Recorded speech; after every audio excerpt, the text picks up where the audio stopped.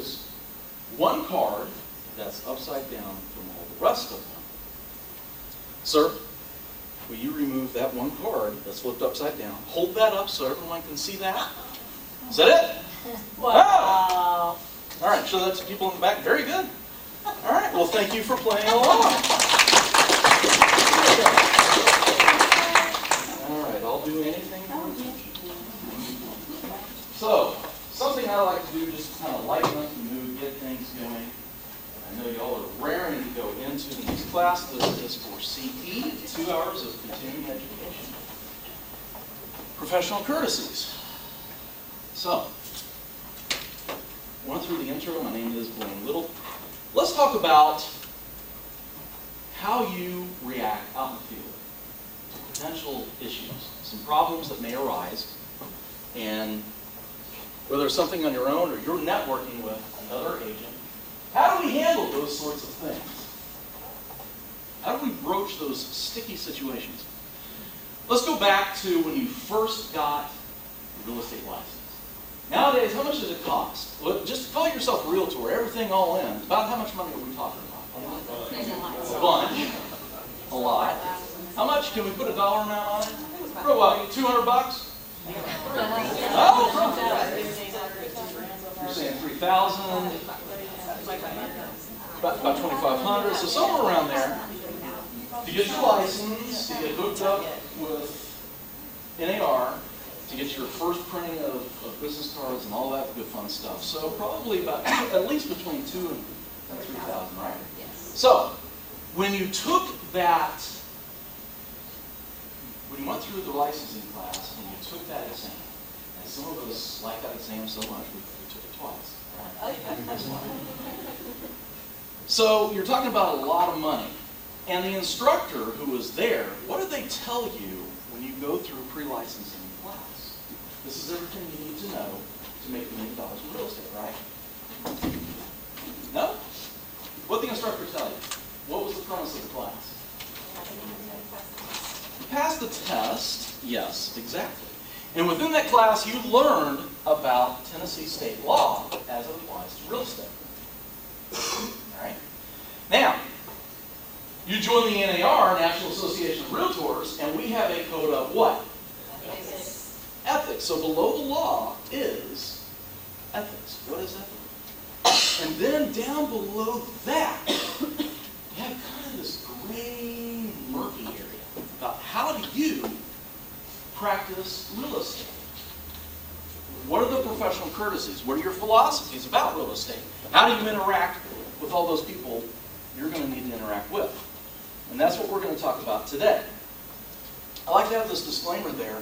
For additional information or specific details, consult your broker or your office's policy manual. And we'll get into some different stuff because brokers have different philosophies.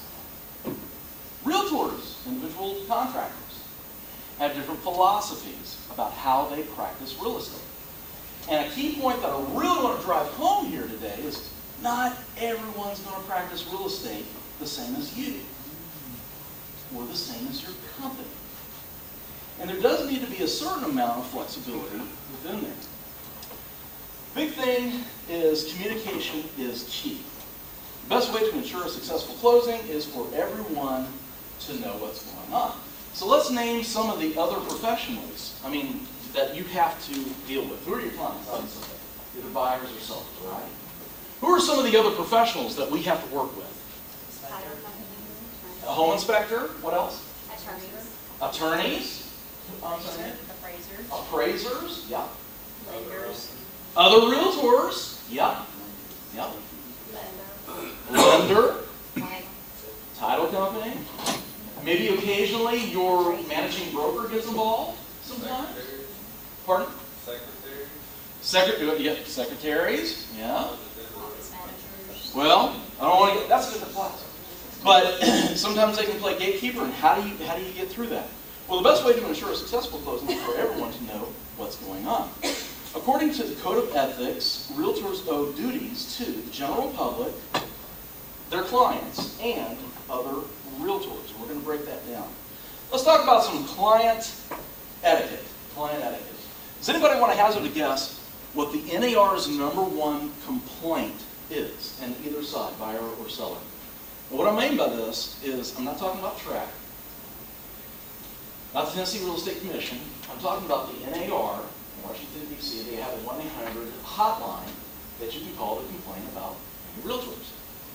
I'm sure they'll also take compliments too, but it's probably 99% complaints. Does anyone want to hazard a guess, what is the NAR's #1 complaint from year to year? Can't get a hold of a realtor. Yes, you're very close, but let's get specific. Not right track. Sir? They never called me back, never returned my calls. Yes. The What else? professional courtesy. Pardon? Professional courtesy of the realtors, they're not on top of everything. Maybe not high touch like they need to be? Okay. Well, y'all are very close. And specifically what it is that on the seller side, well, an agent came out and took a listing, and I never heard back from them again. So it's on the seller side. Took a listing, I never heard back from them again. So, think about the customer service. If you were the home seller, how would you rate that customer service? If in, say, 90 days, it has to be 90 days, let's say within 90 days, you never heard back from the listing agent. Let's say you did hear back from them on day 90. And what do they want to do? Relist. Are you going to do that? What if they call back on day 91 or 95? Oops. Oh, by the way, your listing fell off some time ago. So let's talk about general stereotypes that people have of realtors. What do they think of us, the general public? We're overpaid. Pardon? We're overpaid. We're overpaid. You get that 5, 6, 7+%. Ooh, that's way too much. What else do they generally have about us? What do they think we're doing? Run around looking at houses. And I'll tell you something. Sometimes I'll have a buyer say, they'll look at this beautiful 3,000, 4,000 square foot home, and they'll turn to me and they will say, "Isn't this fun?" And I temper myself a little bit. I don't quite say no. But I do say, well, I'm glad you're enjoying it, but, this is just part of my job, and this is what I do. Because I don't want them to think I'm out just kicking around having fun. What else do they think we're doing? They think we're out, golfing with doctors, attorneys, and engineers, just taking it easy. How do we market a property? What's the general stereotype? Put it in the paper, what else? Put it on the internet, and what? Just sit back, kick our feet up on the table, and wait for the phones to ring, right?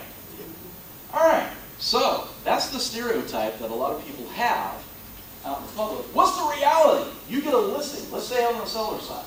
You get a listing, what are some of the things that you do? Open house, invite other realtors. Public open house, realtor open house, what else? What else do we do? Clean it up. Clean it up. Or maybe get it clean. Yeah. Pardon? Yes, get it staged. Exactly. Get it looking good. Market it to the neighborhood. Market it to the neighborhood. And are these things that we can just do Friday afternoon and Saturday mornings? No. This is stuff we're busy all week long. And the general public doesn't really understand what it is that we do.